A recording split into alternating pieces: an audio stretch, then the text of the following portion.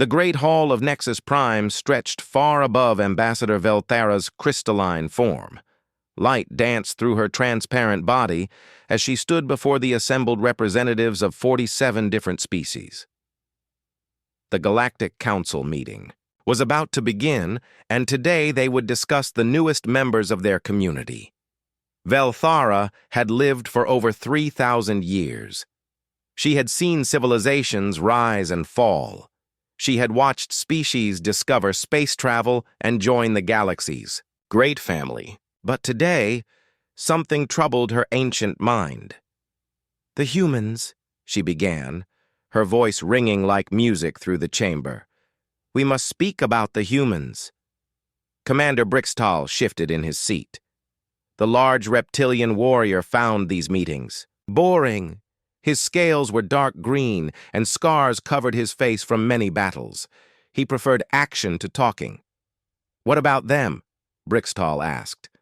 "They are weak, small. Their ships are simple. Their weapons are basic. They have been in space for less than 200 years. Dr. Nara sat quietly in the human section. She was one of only 3 humans allowed in the council chambers. Her job was to study alien life and help her people understand other species. She listened carefully to every word. "That is exactly why we must be careful," Velthara said. Her light grew brighter as she became more serious. "Long ago, there was another species. We called them the Builders. They were much like these humans." The chamber grew quiet. Few species remembered the Builders. They had vanished from the galaxy thousands of years before most current civilizations had even developed writing. "The Builders were peaceful," Velthara continued. "They were explorers. They changed empty worlds into gardens. They shared their knowledge freely. Other species thought they were harmless." Captain Tamin entered the human section and sat beside Dr. Nara. He commanded one of humanity's largest space fleets.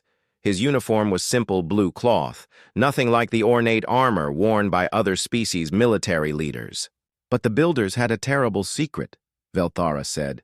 "When threatened, when pushed too far, they became something else entirely. They could turn entire star systems into weapons. They could make suns go dark. They could break planets." Brixtal laughed. The sound was harsh and loud. "Old stories," he said. "Fear tales told to children. The Builders probably died from disease or war among themselves." "No," Velthara's voice became cold. "They left.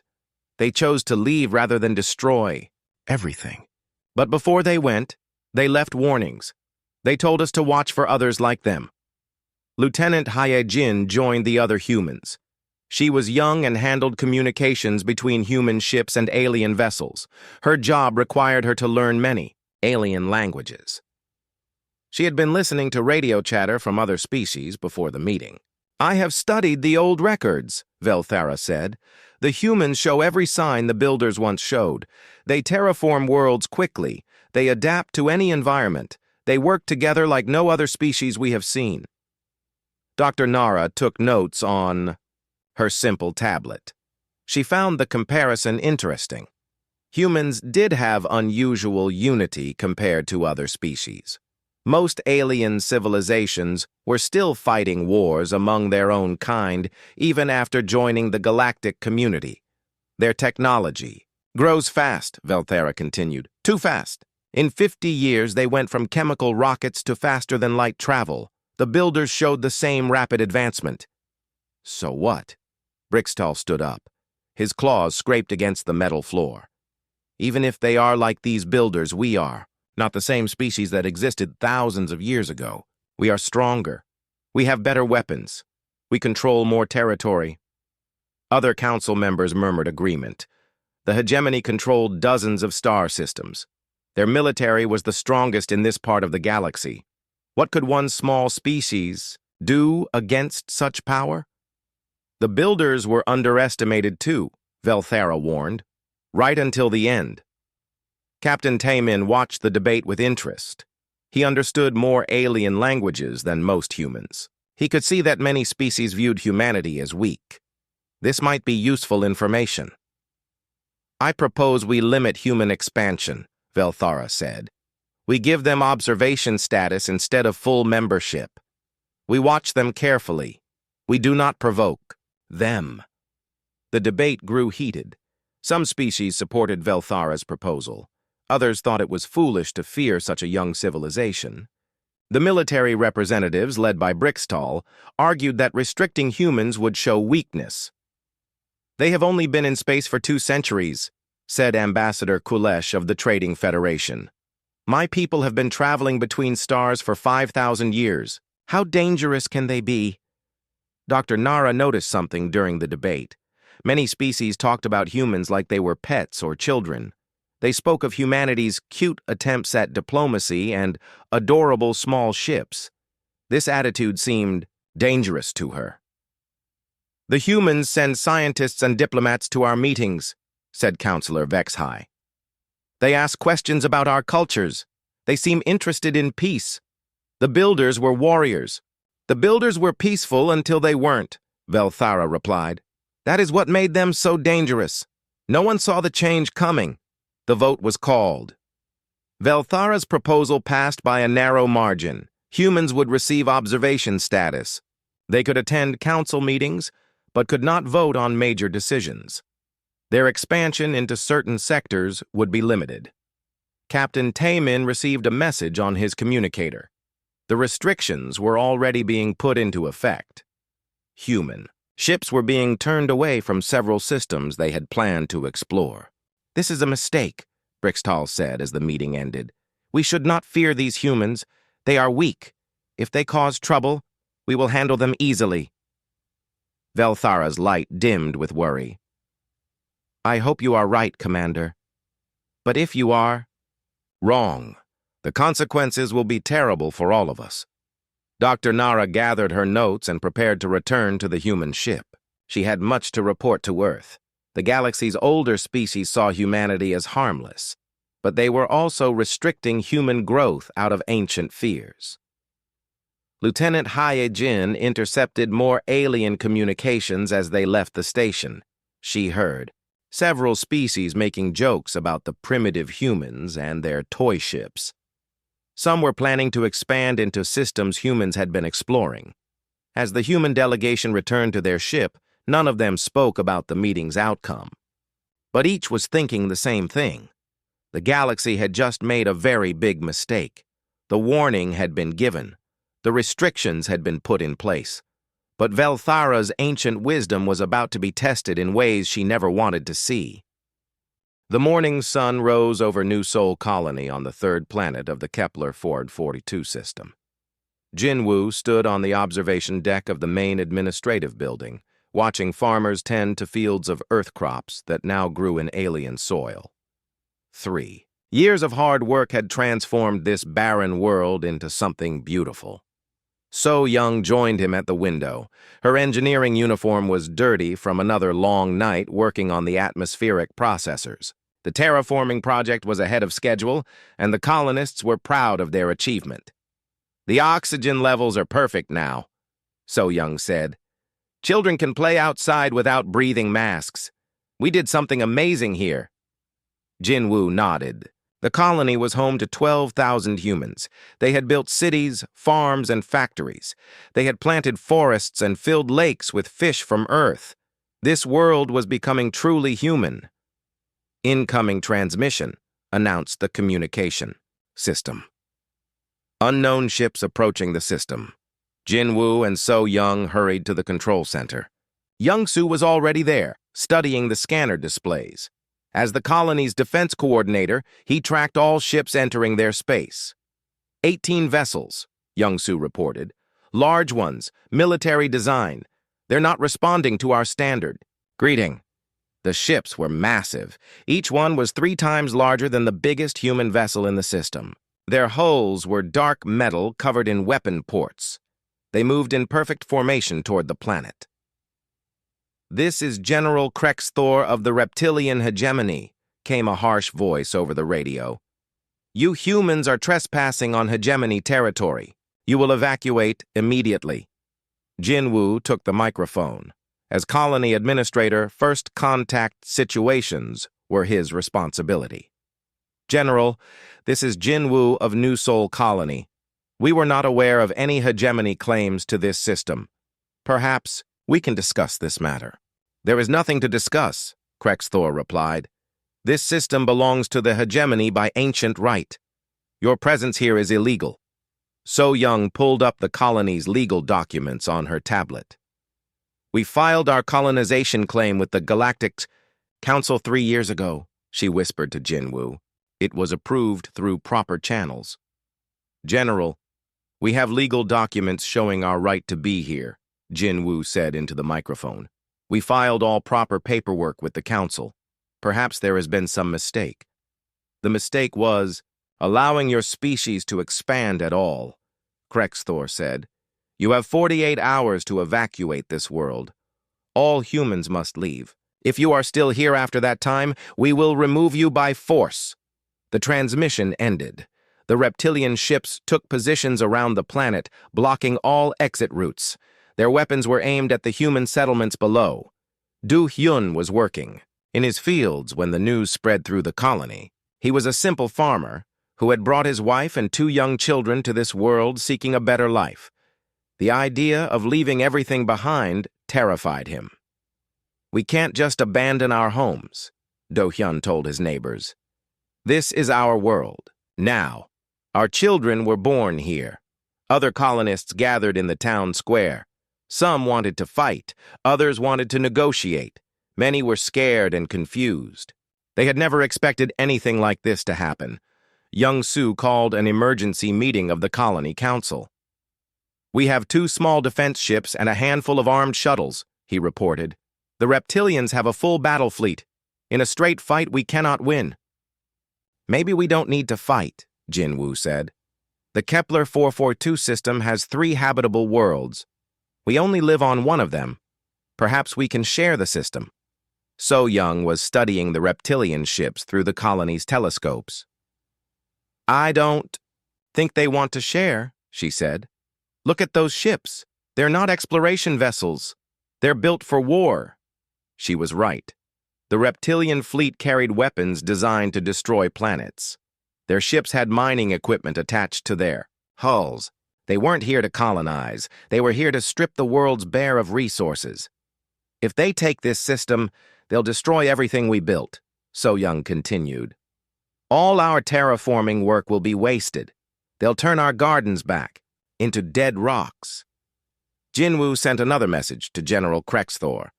General, we propose a compromise. The system has multiple worlds.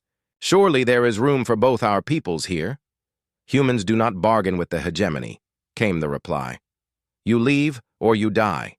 Those are your only choices. Du Hyun organized the farming families. If we leave, where will we go? He asked. Earth is overpopulated. Other colonies are full. This is the only home our children know. The first day passed slowly. Human ships tried to leave the system to carry news to other colonies, but the reptilian fleet turned them back. The colonists were trapped. On the second day, Young-soo detected reptilian landing craft approaching the surface. They're not waiting for the deadline, he announced. They're coming down now. The landing craft touched down near the main city. Hundreds of reptilian soldiers emerged, their weapons ready. They began setting up a perimeter around the human settlements. Jinwoo met with the reptilian ground commander. We need more time, he pleaded. 12,000 people cannot evacuate in 48 hours. We need at least a week to organize transport. Time is up, the commander said. Begin evacuation now, or we will begin shooting. So Young watched. From the engineering center, as families loaded their belongings onto shuttles and small ships. Children cried as they left their homes. Adults looked back at the cities they had built with their own hands. This isn't right, So Young said to Jinwoo. We followed all the rules. We did everything legally. How can they just take our world? Because they have bigger guns, Young-soo replied grimly. The evacuation was chaos. There weren't enough ships to carry everyone quickly. The reptilians grew impatient and began pushing people to move faster. Several colonists were injured when soldiers used force to speed up the process. Do-hyun's family was on the last transport to leave the surface. His daughter pressed her face against the window, watching her home disappear below. "When can we come back, Daddy?" she asked. Do-hyun didn't know how to answer. The transport ship New Hope was carrying 800 colonists toward the edge of the system. It was overloaded and moving slowly. Captain Hae-rin did her best to keep the old ship running, but it wasn't designed for so many passengers. "Reptilian ship approaching," reported the navigator. "They're hailing us." "This is Commander Vorth," came a voice over the radio. "Your ship is overloaded. This violates safety regulations." "We're doing our best with limited resources," Captain Hae-rin replied.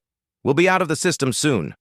Overloaded ships are dangerous," Vorth said. "They might explode. We cannot allow such risks in our territory." The reptilian ship fired without warning. The transport New Hope broke apart in seconds. 800 colonists died instantly, including Do-hyun's wife and children. Do-hyun watched from another ship as debris scattered through space. His family was gone. His friends were gone. Everything he had worked for was destroyed in an instant. "It was an accident," General Krex Thor announced later.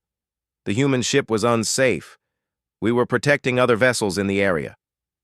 Jinwoo stared at the rescue reports in disbelief. 347 people dead, including 68 children, all because their transport was too full. "They murdered them," So Young said quietly. "They murdered our people and called it an accident." Young-soo was already sending emergency messages to Earth and other human colonies. "This is genocide," he reported. "The reptilians are killing civilians." As the surviving colonists limped toward the nearest human system, they carried with them news of what had happened at Kepler 442. The galaxy was about to learn why Velthara had warned them about agitating humans. The legendary Retaliation was about to begin. The emergency session began at midnight in the United Defense Command Center deep beneath Geneva. Admiral Jae-hyun sat at the head of a table surrounded by humanity's military leaders, scientists, and government officials. The holographic display showed the Kepler 442 system and the wreckage of the transport ship, New Hope. 347 dead, Admiral Jae-hyun said quietly. 68 of them were children under the age of 12.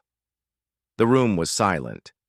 These were people who had seen war before, but the deliberate murder of civilians was something different, something that demanded a response. Dr. Yoon-ji pulled up classified files on her tablet. As head of military research, she had been working on projects that most humans didn't know existed. "Admiral, I think it's time to discuss Project Prometheus." "Are you sure?" Admiral Jae-hyun asked. "Once we reveal those capabilities, there's no going back. The galaxy will see us differently." "The galaxy already sees us as weak," Dr. Yoon-ji replied. "Perhaps it's time they learned the truth." Captain Min-ho had been quiet during the briefing. He commanded humanity's Special Operations Forces, the soldiers who worked in the shadows. "What are our rules of engagement?" he asked. "There are no rules," Admiral Jae-hyun said. "The reptilian hegemony has declared war on humanity by their actions. We will respond accordingly." Intelligence Officer Soo Jin activated her secure communication system. "I have assets in place throughout reptilian space," she reported. "My people have been watching their military for 2 years. We know the location of every major base, shipyard, and command center." Engineer Dong Wook looked up from his construction reports. "The shipyards at Luna, Mars, and Titan are ready. We can begin full military production immediately. But, Admiral, the other species will notice if we suddenly start building warships." "Let them notice," Admiral Jae-hyun said. "We're done hiding what we can do." The truth was that humanity had been deliberately showing weakness to the galaxy. Their ships looked simple because complex designs scared other species. Their weapons appeared basic because advanced technology made aliens nervous. For decades, humans had pretended to be less capable than they really were. Dr. Yunji opened the Project Prometheus files. "We have been developing these systems for 30 years, she explained. Plasma weapons that can cut through any known armor. Shield generators that can protect entire fleets. Engines that are twice as fast as anything else in the galaxy." The holographic display showed weapon designs that looked nothing like the simple beam guns on human ships. These were devices that could turn asteroids into weapons or create artificial black holes. "The builders," Admiral J. Hyun said. "Velthara was right. We are their successors." Captain Minho studied the target list Sujin had prepared. 17. Major reptilian systems. 43 military bases. Over 300 ships in their fleet. "We hit them all at once," Admiral J. Hyun decided. "Every target, every system, every ship. We don't give them time to respond or call for help." Engineer Dong Wook activated the emergency production. Protocols. Across the solar system, automated factories came online. Shipyards that had been building civilian vessels suddenly switched to military production. The asteroid mines began processing materials for weapons instead of tools. "How long do we need?" Admiral J. Hyun asked. 6 months for full deployment, Dong Wook replied. "But we can begin operations in 3 months with the ships we have in secret storage." The secret storage facilities were hidden throughout human space. Old mining stations that were actually weapons depots. Civilian ships that could transform into warships. Defense platforms disguised as communication satellites. Sujin's intelligence network went into action immediately. Her agents began sabotaging reptilian equipment and gathering detailed information about their defenses. Most aliens never suspected that the quiet humans working in their facilities were actually spies. "The reptilians think we're weak because our ships are small," Dr. Yunji explained. "They don't understand that we build differently. Their philosophy is bigger means stronger. Ours is smaller means faster and harder to hit." Captain Minho reviewed the personnel files. "We can deploy 50,000 special operations soldiers immediately. Another 200,000 within a month." "Where have you been hiding 50,000 soldiers?" Admiral J. Hyun asked.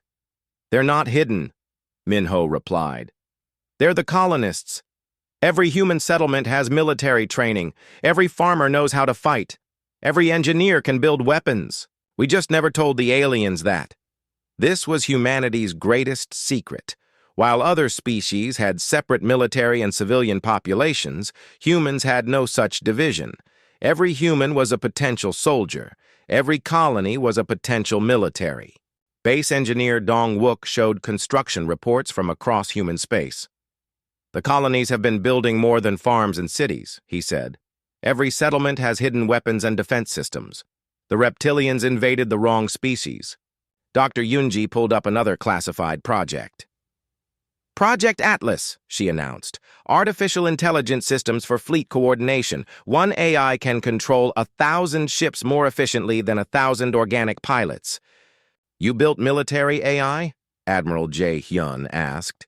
"That's banned by galactic law." "Galactic law doesn't apply to systems we developed independently," Dr. Yunji replied. "Besides, after Kepler 442, I don't think we care much about galactic law." Intelligence.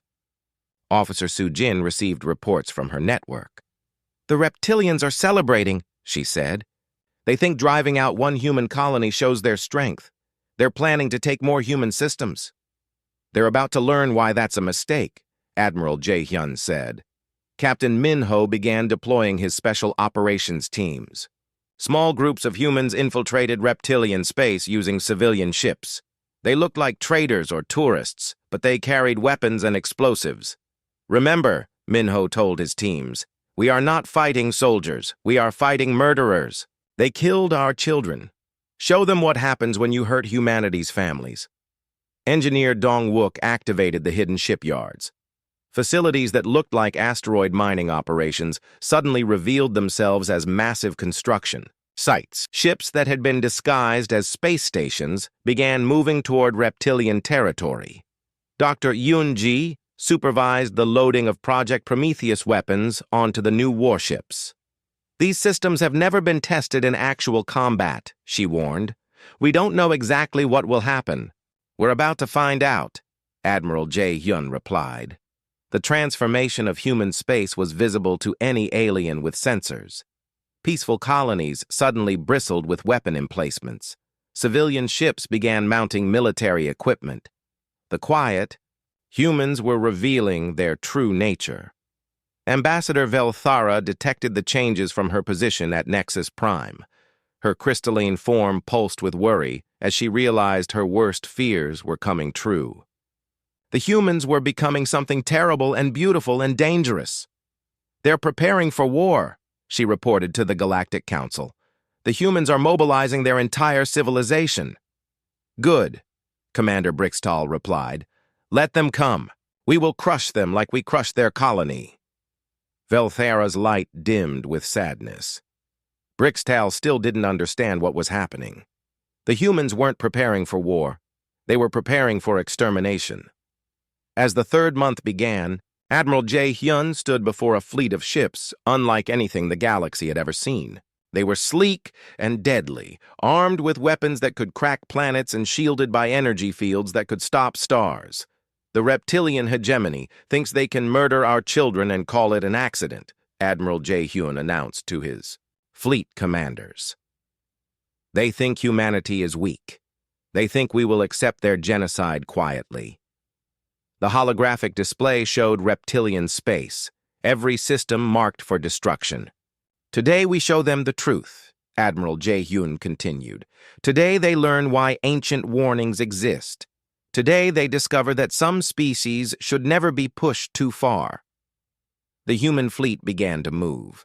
Behind them came the industrial might of humanity, ready to turn the galaxy's quiet corner into a furnace of war. The legendary Retaliation had begun.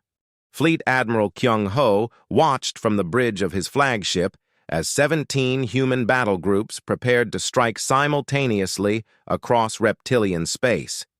Each group contained ships that looked nothing like the simple vessels other species had seen humans use before. These were weapons of war built with technology the galaxy didn't know existed. "All groups report ready," announced Commander Hae-won from her position at the tactical station. She had spent months planning this operation, studying every reptilian, base, and defensive position. "Targets locked, weapons armed. Execute Operation Thunderstrike," Admiral Kyung-ho commanded. Across 17 star systems, human ships appeared without warning.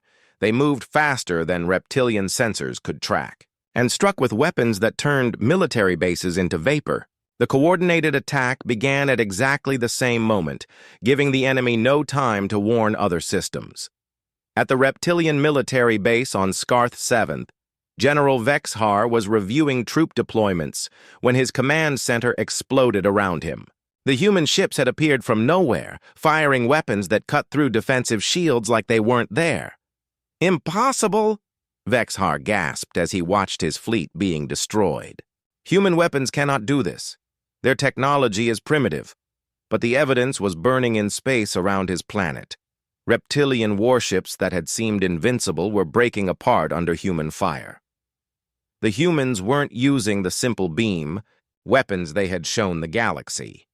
These were devices that seemed to violate the laws of physics. Commander Hae-won coordinated the attack from her command ship. "Group 7 has neutralized the Korath shipyards," she reported. "Group 12 has destroyed the Vorthak defense fleet. All targets are being eliminated ahead of schedule." The reptilian military had based their strategy on what they thought they knew about human capabilities.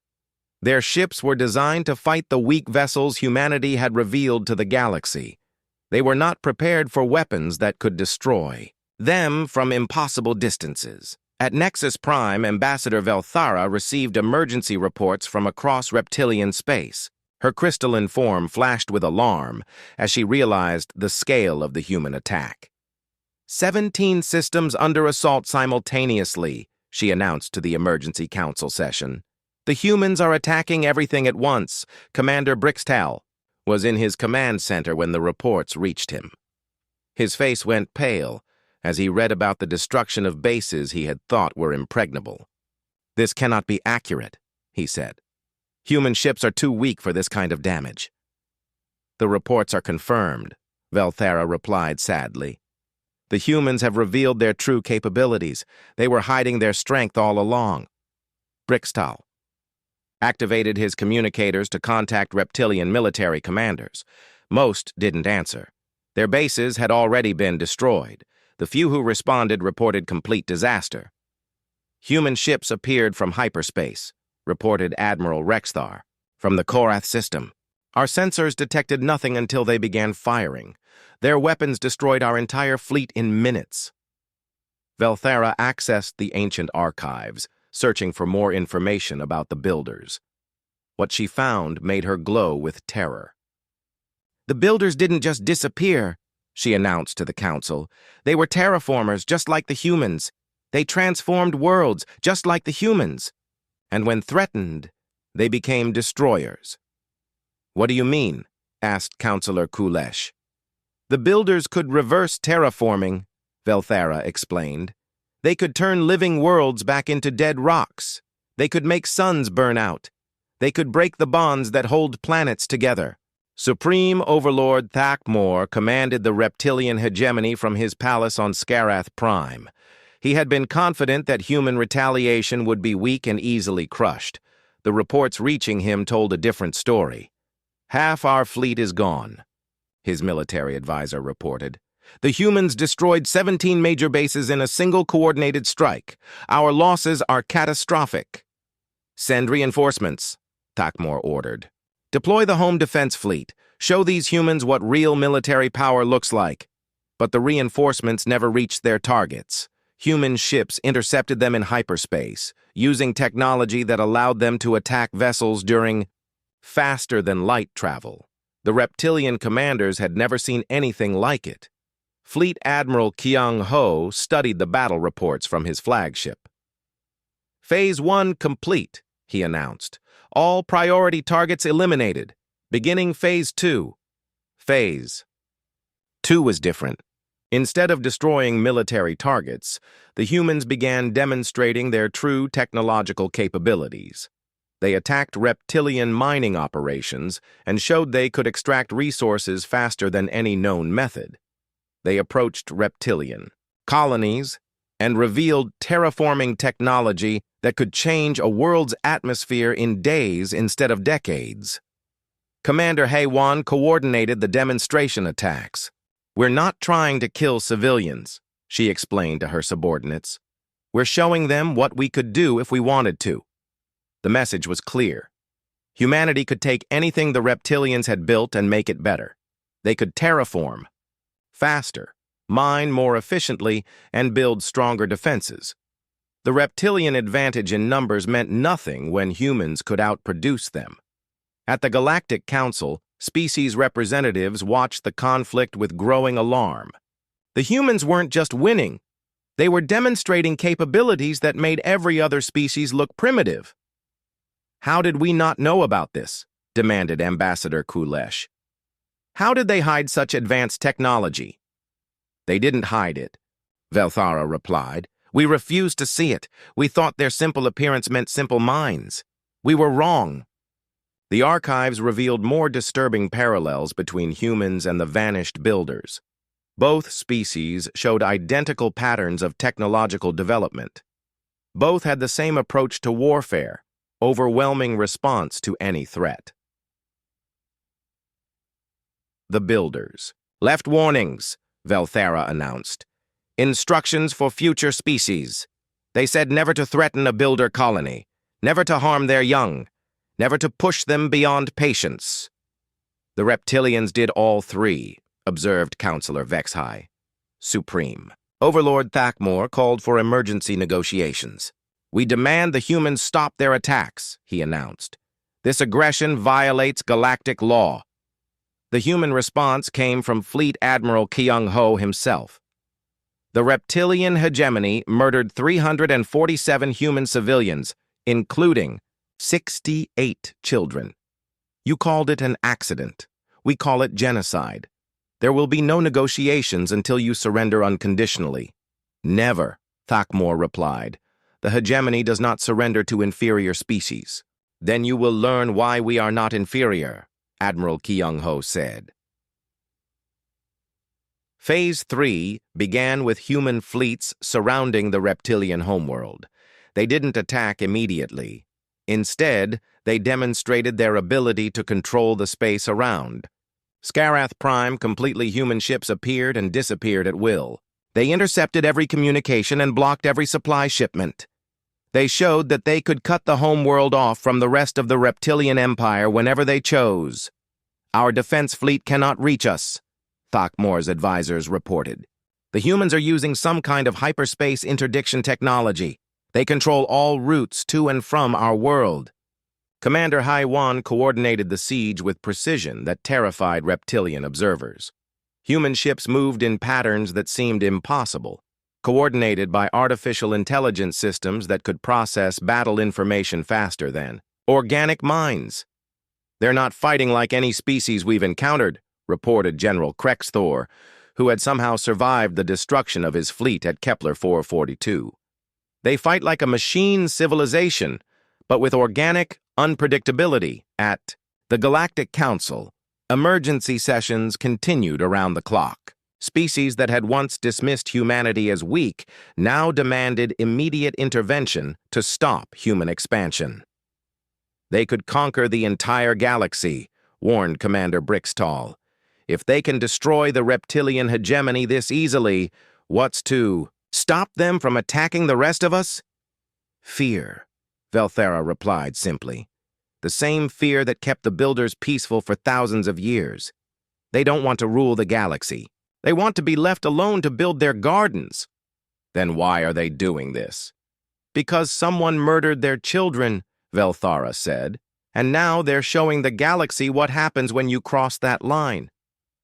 The siege of Scarath Prime entered its second month. The reptilian hegemony's mighty empire was crumbling as human forces systematically dismantled every military installation they had built over centuries. Supreme Overlord Thakmor stared at the reports piling up on his desk. His empire was dying, and there seemed to be nothing he could do to stop it. The humans had revealed capabilities that made reptilian technology look like toys. "Perhaps," he said quietly to his advisors, "we should have listened to the ancient warnings." Outside his palace windows, human ships moved through Scarath Prime's skies like predators circling wounded prey. The legendary Retaliation was nearing its climax. President Ji-hoon stood before the assembled Galactic Council, his simple human uniform a stark contrast to the ornate robes and armor worn by other species' representatives. Behind him, holographic displays showed the siege of Scarath Prime. Entering its 6th month, the reptilian homeworld was completely surrounded by human forces. "The reptilian hegemony has refused our terms for the last time," President Ji-hoon announced. "They murdered our civilians and called it an accident. They refuse to accept responsibility for genocide. They leave us no choice but to demonstrate why such actions must never be repeated." Supreme Overlord Thakmor had grown desperate. His empire was in ruins. 17 systems had fallen to human forces. His military was scattered and broken, but he still believed his homeworld's defenses could hold. "The humans cannot break our planetary shields," he told his remaining advisors. "Scarath Prime has defended itself for 1,000 years. We will outlast this siege." General Insuk commanded the human ground forces assembled around the reptilian homeworld. Her ships carried 2 million soldiers ready for planetary assault. But the ground invasion would not be necessary if the reptilians accepted the terms. Humanity had offered complete surrender, she broadcast to the planet below. Trial of all military leaders responsible for the Kepler 442 genocide, reparations to the families of the murdered colonists, dismantling of all offensive military capabilities. "Never," came Thakmor's reply. "The hegemony will fight to the last reptilian before accepting such humiliation."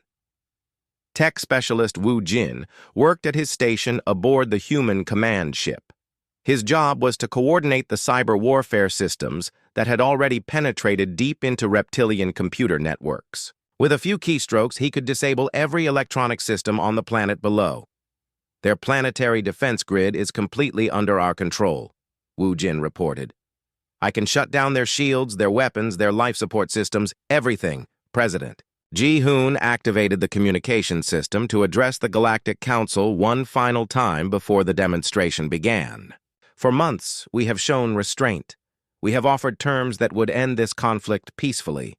The reptilian hegemony has chosen to continue fighting rather than accept responsibility for murdering our children.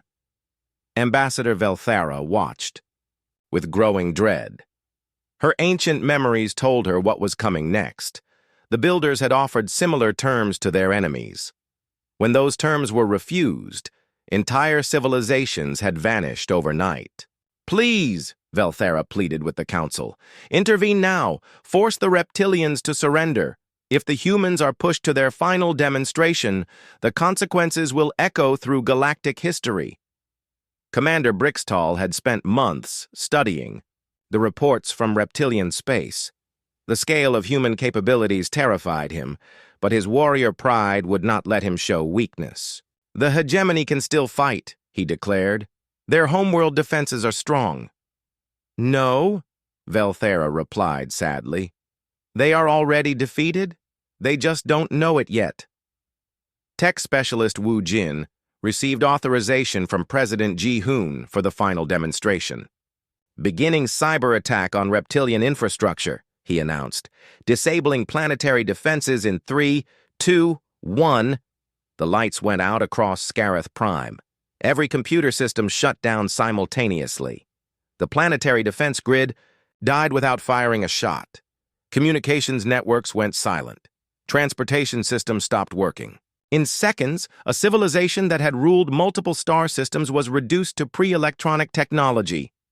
Impossible, gasped Thakmor as his palace plunged into darkness. Our systems are hardened against cyber attack. They cannot be hacked. But humans had spent decades secretly studying galactic computer technology. While other species saw humanity's simple-looking systems as primitive, they were actually quantum computers disguised as basic electronics. Human AI could infiltrate any known network. General In-suk's voice echoed from speakers that shouldn't have been working. The humans had taken complete control of the planet's communication systems.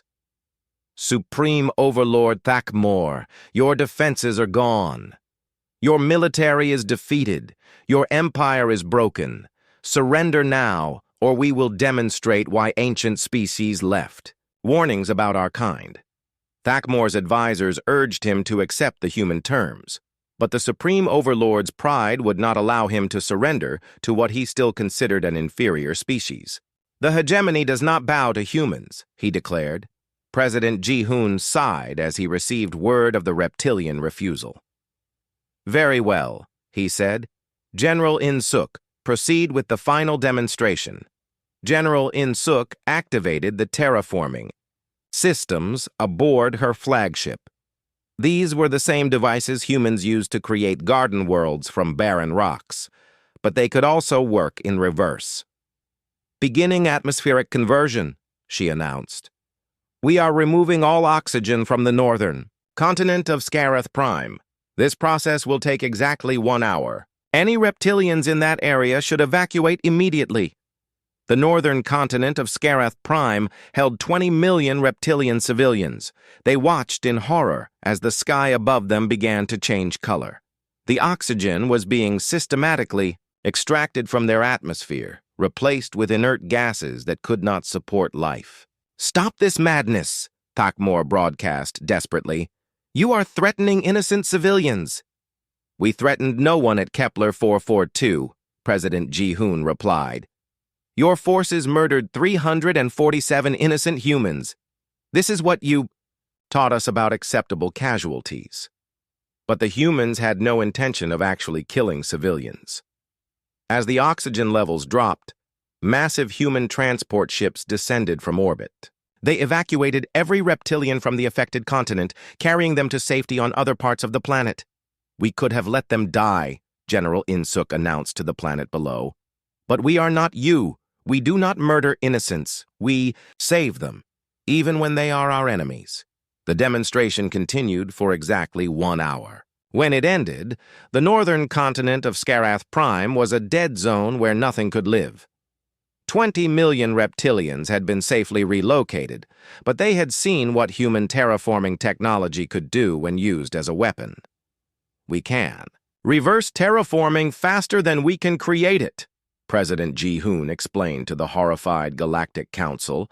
We can turn any world into a lifeless rock in a matter of hours. We can make entire star systems uninhabitable. We choose not to do these things because we are not monsters. Supreme Overlord Thakmor stared at the dead continent from his palace windows. His people were telling him that human ships were scanning every other continent on the planet. They could repeat the process anywhere they chose. How? He whispered. How did we not know they could do this? Because we never asked them to, came a voice from behind him. Thakmor turned to see human soldiers in his throne room. They had infiltrated his most secure facility without triggering a single alarm. I am Captain Minho, the lead soldier announced. I'm here to escort you to surrender negotiations. Your war is over. At the Galactic Council, President Ji-hoon delivered humanity's final statement. We did not want this war. We sought only to live peacefully and build our gardens among the stars. The reptilian hegemony forced us to reveal capabilities we preferred to keep hidden. The holographic displays showed the full extent of human industrial might.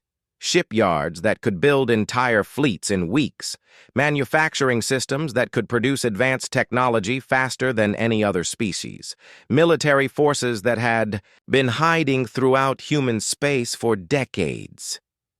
We are the successors of the species you called the Builders, President Ji-hoon continued. We have the same capabilities they possessed. We can create worlds or destroy them. We can nurture life or end it. We choose creation over destruction, but only when that choice is allowed to us. Ambassador Velthara's form glowed with relief and sadness. The ancient warnings were true, she announced to the council. The humans are what the Builders became. They are gardeners who can become destroyers when their gardens are threatened. The surrender ceremony took place in the ruins of the reptilian military headquarters on Scarath Prime. Supreme Overlord Thakmor signed the surrender documents, while human soldiers watched. His empire was divided among species the hegemony had oppressed. War reparations would be paid to human colonies for generations. General Krexthor, the reptilian commander who had ordered the destruction of the transport New Hope, was sentenced to community service on human worlds. He would spend the rest of his life helping to rebuild what his people had destroyed.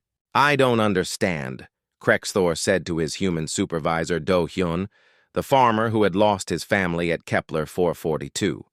Why do you not execute me? I killed your people. Do-hyun looked at the reptilian general working in the fields where human children now played safely. Because killing you would not bring back my family, he replied. But maybe teaching you to grow food instead of making war will prevent other families from suffering like mine did. 5 years after the war's end, Ambassador Sun-hee addressed the Galactic Council as humanity's new representative. The chamber had been rebuilt to accommodate humanity's new status as the galaxy's dominant species. We did not seek to rule the galaxy, Sun-hee announced.